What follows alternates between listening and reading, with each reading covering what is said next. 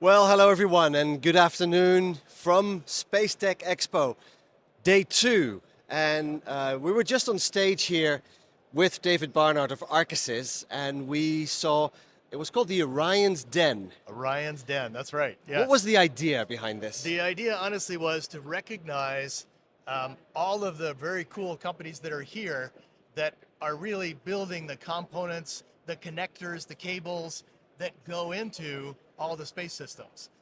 Our particular company, as well as our interest area, is in space servicing. So the question really was, can we flip the script on pitching to actually come from those that make the connectors, that make the key, very cool technology that is going to enable this shift in terms of in-space servicing. Okay, now you offered something really, really cool to these companies, and that's why they were probably here and competed to each other. Can you tell us a little bit about what you offer these component manufacturers? Yeah. So, well, at least for this first time here at Space Tech Expo, this is the first time trying this, we actually partnered with an organization called CONFERS, which is the international commercial consortium that is trying to pull all companies together that are working on in-space servicing, basically to help rise it from the bottom, right? So we gave them 2-year memberships, and then our company believes in this so strongly that we actually offered significant discounts on first flights for their companies or another system company that's using their technology that will be tested in space. Tell us a little bit about your company. How is it that you can offer these prizes? Yes, no, I appreciate it. So we're basically an infrastructure company. So we're building long duration platforms that are specifically supporting commercial activities, really post launch. So our platforms are meant to be able to host payloads, new experiments.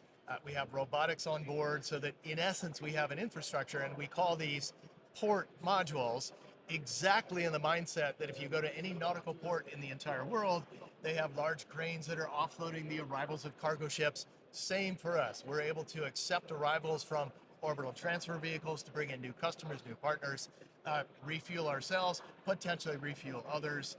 In essence, to develop a port module infrastructure in any particular orbit. So that's what our company's doing.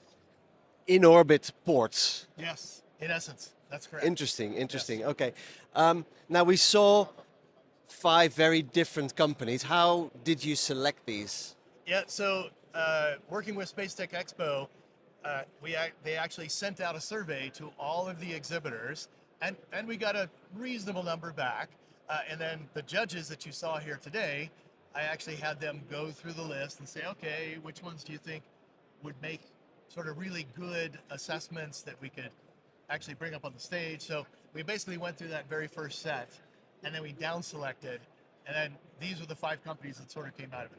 And as you saw, they were a range from propulsion all the way to antenna testing, right? Completely disparate, but that was the whole point, to try to recognize the very broad panoply of different technologies that are here at Space Tech Expo that eventually will go into spacecraft servicing and allow sustainable space. Makes sense. And we saw the entire supply chain. We saw companies that provide products here on Earth and products in space. That's right. A very interesting selection, also from all over the world. We had a gentleman from America.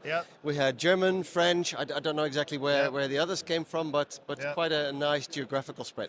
It was the whole point was to try to recognize, at least both geographically as well as topically, within, again, the exhibitors here at Space Tech Expo, about what they could support in terms of this new. It would have been nice to see some female entrepreneurs here, but that's maybe for the next time. Fair enough. No, we actually learned quite a bit. Again, this is the first time. We were a little uncertain how it might go, but I think we've learned quite a bit. I took in a bunch of notes.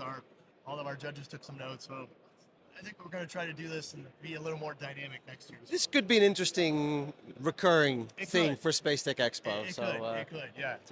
And excellent. I have to say, Orion's Den, that was selected from a number of different ideas that came out, and it was actually very cool because, Orion and the entire belt. So I thought it was very cool.